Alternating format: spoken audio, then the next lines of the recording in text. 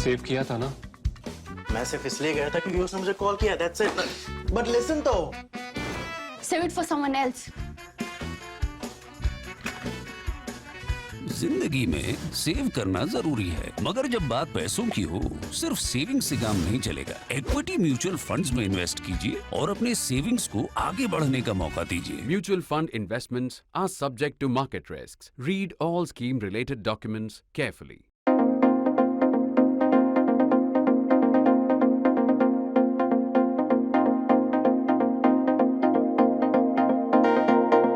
Do we as a nation care about Manipur, our easternmost state? It is right now seeing a crisis that no Indian state has faced since the breakdown of Hindu-Sikh relations in Punjab in the 1983-93 decade and the violent expulsion of the Pandits in the Kashmir Valley in about the same epoch, 1989 to 1991. The answer is yes and not really. Answer is both yes and not really. And when you say not really, say that with a big yawn. I am so bored. Don't talk to me about Manipur. Let us try and explain what we mean. Imagine for a moment that a new insurgent group rose in Manipur and launched a war on the Indian state and security forces, saying they were fighting for a sovereign country of their own. They will immediately catch our attention. That will explain the yes in our answer. This isn't that hypothetical or far out either. The state has had multiple insurgencies in our lifetimes, waging these wars in the Imphal Valley and the hill districts. There were groups in the Imphal Valley that consisted of Meiteis, that is PLA, People's Liberation Army, or PREPAK, PREPAK, that is People's Revolutionary Party of Kanglipak. And in the hill districts, we had the big Naga insurgency and later also a Kuki insurgency. So insurgencies have actually flourished there in the past. At one point in the 1980s, so intense was this challenge that it consumed a full oversized division of the army. This was the 23rd Division moved from Ranchi to counter that insurgency. It was easy to get Manipur in the headlines those days. I should know. I was then covering the Northeast from my base in Shillong for the Indian Express for 3 years, that is 1981 to 83, and front page bylines out of Manipur were yours for the asking, as any active threat or challenge to India's sovereignty does. What happens, however, if the threat is not seen to be a separatist one, not to the Indian state, but one that is purely intercommunal or inter-ethnic? That is precisely what's happening right now in Manipur. And you know what? We don't care. Manipur now struggles to make it to our front pages or the primetime TV. For most of us, it is out of sight, out of mind. For primetime TV, I suppose, it's a question of, but who will watch it? It might be better to talk about some Kerala story again, or a mosque, or a temple in Varanasi or Mathura. The story in a state so small and so far out is a big yawn. That's why I'm listing here a few facts to wake you up and to also persuade you that this is not something that you can overlook so easily or so conveniently.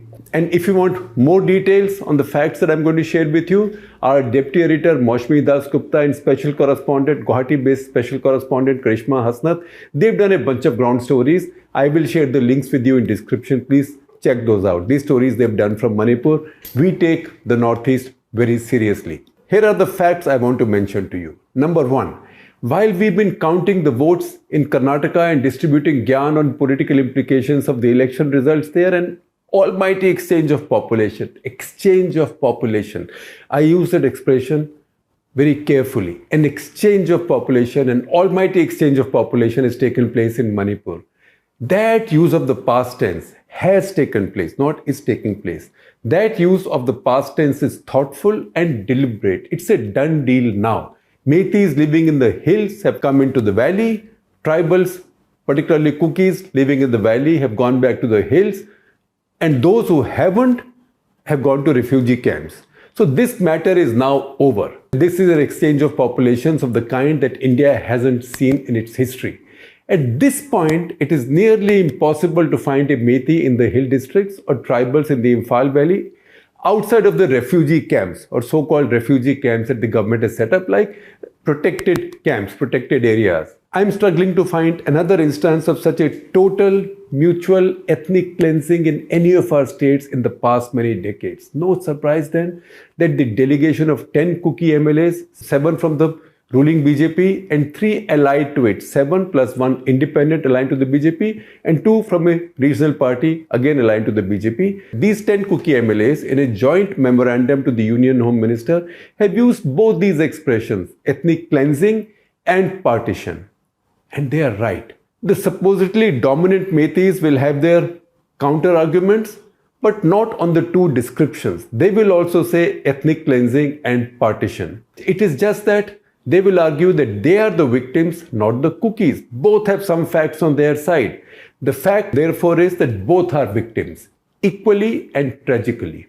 Next point, and the second point, as this article was being written and this video is being recorded on Friday, 19th May evening, Manipur has had an internet shutdown for 15 days. Today, when our lives are run on internet, you know what this does to the common people? Prices of essential commodities, vegetables, fruits, simple things like that have gone through the roof in Manipur. Long lines form in front of the ATMs at 4 a.m., even 3 a.m. onwards, because cash is filled in late at night. The sun rises, by the way, very early in Manipur. This morning it rose at 4:28 a.m., that is 28 minutes past 4. For example, those who can flee the state have fled. Does the writ of Bharat Sarkar run in the state? At this point, nobody's writ runs in the state. Next point, third point. You want to see how deep the ethnic divisions are? Check out Maoushumi and Karishma's stories, which are linked with the description of this video. In the state secretariat, it's nearly impossible to find a cookie officer. They've all left. Many have taken leave on some pretext or the other. They are either inside their protected houses in protected areas or they've left. The Director General of Police, Pautin Mang Dangal, a cookie is missing in action and you can't blame him. Next point, fourth point. There is a BJP government with full majority in the state. Its Chief Minister N. Biren Singh, a Congress import like many key BJP leaders in the Northeast, was summoned to Delhi earlier this week with his 4 cabinet colleagues, the BJP state chief and the titular or traditional ruler / Maharaja of the state, Lishemba Sanajaoba, who also happens to be a Rajya Sabha member. All of them, please note, are Methi. I'm not saying Metis are right or wrong, cookies are right or wrong, but just look at how total and sharp the division is, the ethnic division. The cookies, especially the BJP's own cookies, came by themselves, as we mentioned earlier, demanding a separate administration and freedom from their own party state government. I'm sure you haven't seen this in any other Indian state before. I'm equally sure that most of us were not even aware that all of this had happened. That again answers our original question. Do we really care? Yawn again. We don't. The ethnic divisions are not new in Manipur. Traditionally, Manipur was ruled by a Methi king. After the reigning king Maharaja Buddha Chandra signed the instrument of accession with India on 11th August 1947 and subsequently the merger agreement on 21st September 1949, the power remained with the Methis. They've had a majority in the state, but a slim one. At this point, they are about 53%, compared to the tribals about 45% or so. Of course, the tribes are divided broadly between the Kuki group, that is Kuki, Chin, Zomi, Mizo, Mar, and the Naga groups.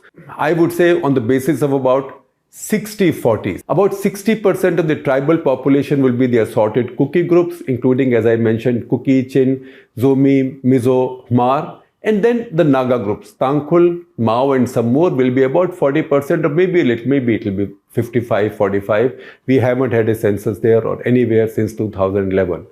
The power has traditionally remained with the predominantly Hindu Methis.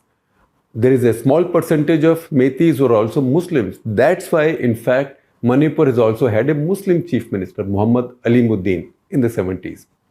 Of all the chief ministers of Manipur since the first in 1963, only 2 have been tribal. All the rest have been Methis, all Hindus except one Muslim. Yang Maso Shaiza, with 2 terms between 1974 and 1977, served less than 3 years total in 2 terms. Rishang Kishing's 2 terms added up to 7 years. None of them was a Kuki, however. Both were Tangkhul Nagas from Ukhrul district. The tribe had become particularly powerful because its most prominent member, T. Moiba, had risen to be the preeminent Naga insurgent leader by the late 70s. Shaiza was married to Rano, the niece of Japu Angami Fizo, the founder of the Naga insurgency. Both played a critical role in the peace process leading up to the Shillong Peace Accord between New Delhi and the Naga underground. Muiba's NACN stayed out. They stayed out of the peace accord. They are still out of the peace accord. They are negotiating a fresh one that's been going on for many years now. And it were NACN's quote-unquote boys who assassinated Shaiza on 30th January 1984. After Ishang Kishing and later the decline of the Congress, the tribals have had very limited political power. That is also playing out in the current distrust and crisis. It would be tempting to see it through the prism of BJP, Hindu, Christian, that is tribal relations, but avoid that temptation. It isn't the full reality. As the old law of good sense goes, never search for a conspiracy theory for what can be fully explained as pure incompetence, and there is plenty of that in Manipur. 4 decades ago, when I covered the Northeast, I never wrote one news story on Meghalaya, the state where I lived, in Shillong. That was my home. Why? Because there was no trouble there. The state was completely peaceful. I might have done the odd story in the category of exotica. A wonderful man called Dollimore Wangkhar, who made ashtrays, wall plates out of real butterflies. It will be illegal, by the way, now. Or on the tradition of the tribal chiefs having their own police. The quaint game of tir as an arrow, archery, which was more about chance and betting than skill. A young Khasi IAS officer had then asked me tauntingly, so how many of your Indians do we have to kill, Shekhar, for you to get a front page headline? Is that the reason now why we aren't bothered about Manipur? Because they aren't killing any of quote-unquote our Indians? Then who are the 74 Indians killed in rioting over the past 3 weeks, rioting and police firing? Manipur is tiny with no more than 33 to 35 lakh diverse people. Such is their talent, however, that today we can't imagine life without them. In civil services, armed forces, sports, hospitality, art and culture. Each one who's fighting, dying, becoming a refugee, homeless is one of our Indians. These are our own brothers, sisters, children, compatriots. We can't afford to be so unmindful, ignorant and insensitive to their plight unless we become so arrogant that we think we can afford to lose them. And before I let you go, a small postscript. See this Ganesha on my shelf. Some of you have noticed it. Now this was given to me by the mother of a friend of mine who happened to be a very prominent lawyer and a big law firm. And she gave it to me saying, you are a journalist, you are always on the phone. So here is Ganeshji on the phone, right? So I've kept this on my shelf for years now, for maybe 2 decades, 2.5 decades now. Now the lawyer whose mother gave it to me, Rajiv Luthra, the founder of Luthra and Luthra Law Offices, passed away last week, and his memory remains with me on my shelf. What better memory than Lord Ganesha, in this case with a telephone.